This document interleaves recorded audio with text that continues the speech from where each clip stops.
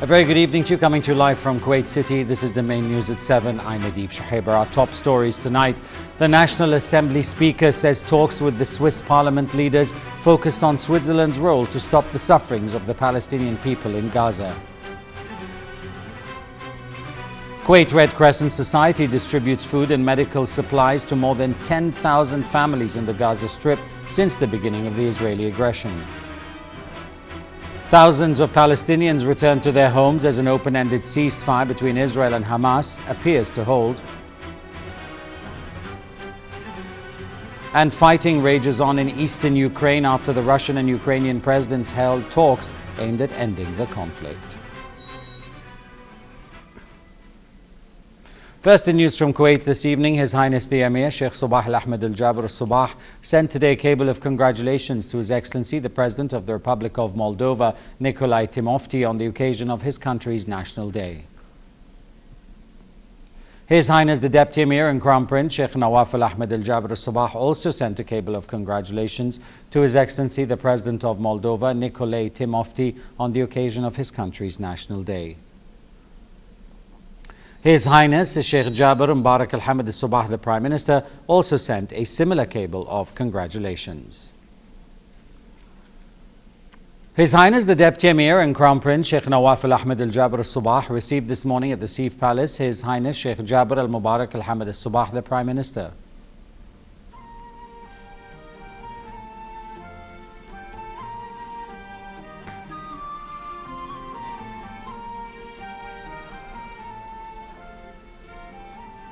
His Highness the Deputy Emir and Crown Prince also received the Deputy Prime Minister, Minister of the Interior and Acting Minister of Awqaf and Islamic Affairs, Sheikh Mohammed Khalid Al-Hamad Al-Sabah. His Highness the Deputy Emir and Crown Prince then received the Deputy Prime Minister and Minister of Defence, Sheikh Khalid Al-Jarrah Al-Sabah.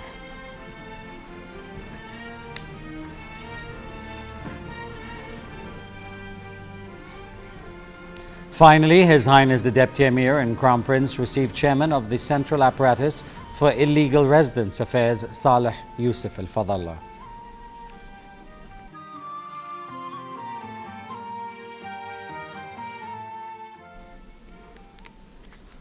The National Assembly Speaker Marzouk Ali Al-Ghanem hailed the positive outcome of the fruitful talks which the Kuwaiti parliamentary delegation held with a number of Swiss parliamentarians. He pointed out that the talks concentrated on cooperation between the two countries and the regional issues, on top of which was the situation in the Gaza Strip. Mr. Al-Ghanem was speaking to the Kuwait News Agency and the Kuwait Television following the two meetings between the Kuwaiti delegation with the head of the State Council, the Parliament First Chamber, Hans Germain, and the National Council Speaker, the Lower Parliament Chamber, Rudi Lochtenberger. The National Assembly Speaker said the participants in the talks discussed what can be done at this stage to stop the humanitarian catastrophe in Gaza and alleviate the sufferings of the Palestinian people. He added that the Kuwaiti parliamentary delegation provided their Swiss counterparts with the latest information which exposed the dimensions of the tragic situation in Gaza. He underlined the importance of the role that can be played by the Swiss Federation to reduce the suffering and the massacres to which the people of Palestine are subjected on a daily basis. This can be approached through the convening of an international conference on the countries who signed the Geneva Convention. The Kuwaiti Red Crescent Society announced the distribution of relief aid made up of food supplies, blankets and fuel to 3,000 families in the Gaza Strip. Kuna quoted Deputy Chairman of the Society, Anwar Al-Hassawi, as saying that the distribution covered several parts of Gaza, including Rafah, Deir al-Balah and Khuza. He added that the hospitals also benefited from supplying 50,000 litres of fuel. Mr. Al-Hassawi went on to say the Society moved immediately after the beginning of the Israeli aggression to supply the Gaza population with relief materials, which reached more than 10,000 families who were affected by the Israeli attacks. The Deputy Chairman of the Red Crescent Society and the Society implemented its relief campaigns in collaboration with local partners such as the Palestine Ministry of Health and the Palestinian Red Crescent. Mr. Al-Hassawi pointed out that this relief campaign would continue in the future at the directives of His Highness the Emir, Sheikh Sabah Al-Ahmed Al-Jaber Al-Sabah, who ordered sending immediate supplies and medical staff to the people of Gaza.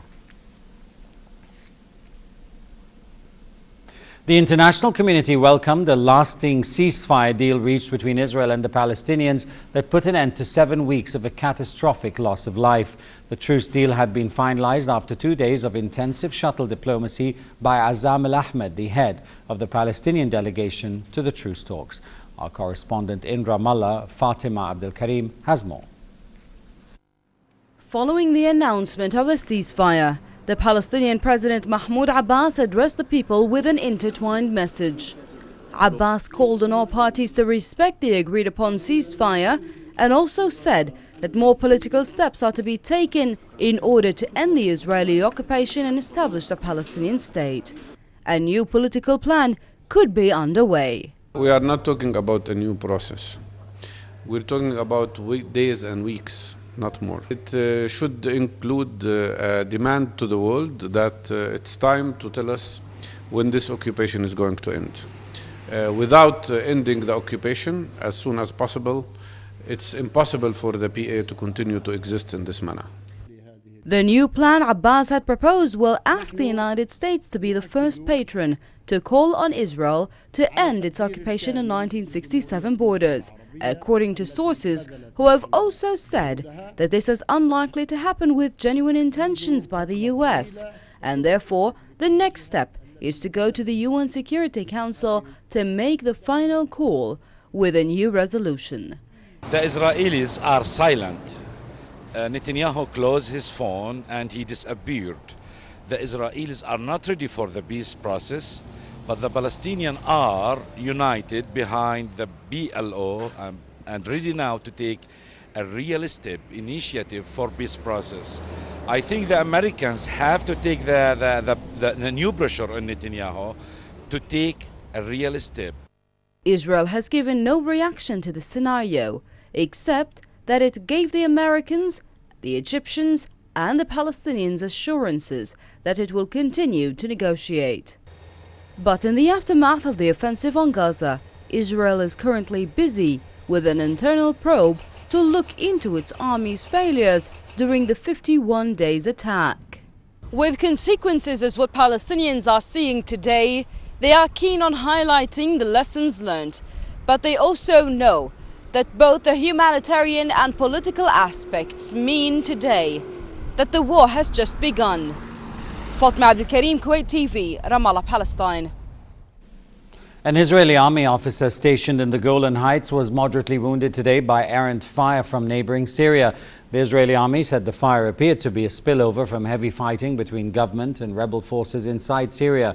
In response, the military targeted 2 Syrian army positions, holding the Syrian government responsible for any violence that emanates from its territory.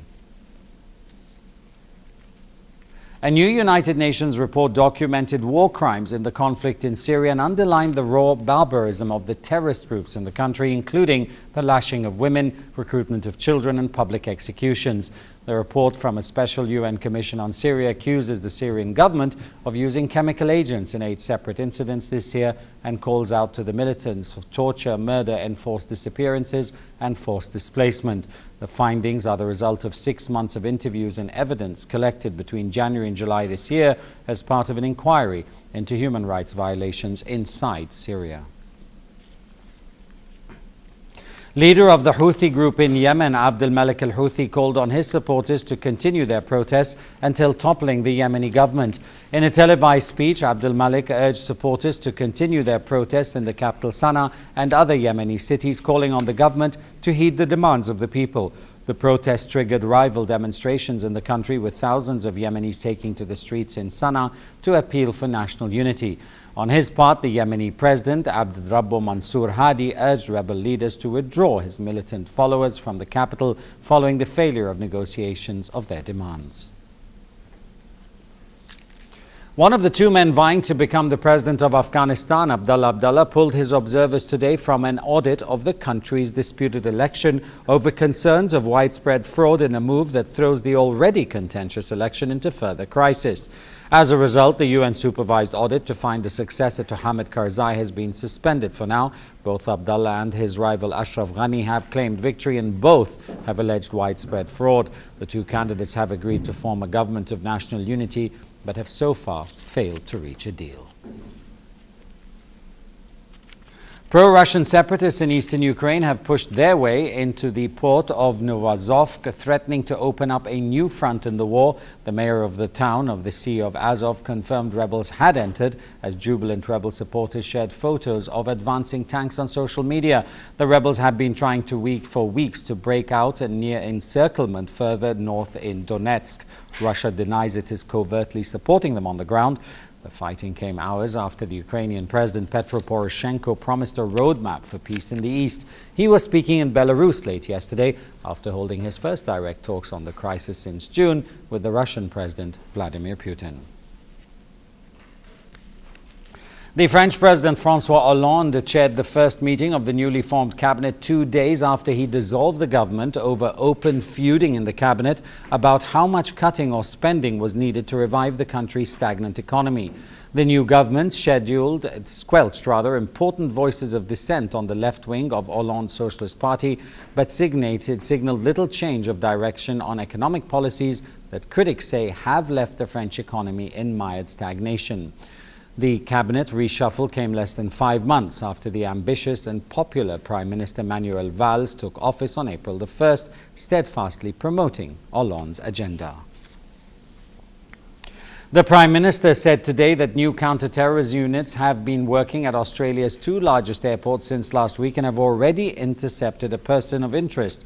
Tony Abbott said units operating at Sydney and Melbourne airports would soon be introduced at all Australian international airports to monitor the movement of travellers on security watch lists. Biometric screening of passengers will also be introduced at all airports. Moreover, the Australian US government signed today an information sharing agreement to bolster their ability to confirm the identities of foreign travellers at airports. Taking a look at the financial markets here in Kuwait now today, the 3 main indices at the Kuwait Stock Exchange were mixed by the end of today's trading session, with the price index losing 12 points and settling at 7,396. The KSX 15, however, put on almost 2 points and closed at 12,001. The shares of the Pearl of Kuwait real estate company was today's top gainer, while the National Consumer Holding Company suffered the biggest losses of the day. Still here in Kuwait, the Second Avenues Carnival is back and busy, with performers from around the world assembled to share their unique talents and tricks with the mall's vast audience. Discover the Avenues Carnival features talents, musicians, artists and entertainers gathered as one last summer fun activity before the school year kicks into full swing. Our reporter Badriya Saleh has the story. The Second Avenues Carnival is gathering quite the crowd as shoppers gape in awe of the entertainers' magic tricks or laugh to tears at the comedic strips. From the U.S. to Morocco, Italy to Australia, performers are here from around the world, eager to share their talents for a smile and a few hearty laughs. My show is usually an interactive comedy show where I play a lot with people walking by, and it's also a show that contains some juggling routines. My show is a comedy, juggling and magic show. I basically like to make people laugh, smile, give them some really good circus skills, and at the very end, for a little bit of danger, I involve a whip and I crack a club off a volunteer's head. Organized by the Avenues Mall, the carnival can be seen throughout, from Phase 1 to Prestige, as the artists journey through the property with their props. They're easy to spot, too, with costumes that tend to stand out among Kuwait's regular shoppers' apparel. This year's carnival includes various forms of entertainment, magic shows, musical performances, and living statues, just name a few. The most challenging part is the cultural differences. So in the Western cultures, I have a little bit more leeway to have fun, and I'm a little bit wary of insulting local custom, so I have to be very aware of that. The great thing is that I've been received beautifully. The people are very, very welcoming, and they're very warm and accepting, so it's been really good on both halves. The carnival stands as a sort of ode to the end of summer, one last hurrah before the holiday ends, collaborated and prepared for the amusement of anyone paying attention or with a hearty sense of humor. The second annual Avenues Carnival is running from the 14th until the 30th of August, and it's not hard to spot. If you come, just follow the large crowds of people, laughter, and music. At Avenues Mall, I'm Badriya Saleh, reporting for the English News. And for a chance to see our reports again, please visit our YouTube channel at MOI Kuwait News. That's the news for now. Thanks for tuning in. I'm Adeep Shahiber. A reminder of the headlines before I leave you. Good night. The National Assembly Speaker says talks with the Swiss Parliament leaders focused on Switzerland's role to stop the suffering of the Palestinian people in Gaza. Kuwait Red Crescent Society distributes food and medical supplies to more than 10,000 families in Gaza Strip since the beginning of the Israeli aggression. Thousands of Palestinians returned to their homes as an open-ended ceasefire between Israel and Hamas appears to hold. And fighting ranges on in eastern Ukraine after the Russian and Ukrainian presidents hold talks aimed at ending the conflict.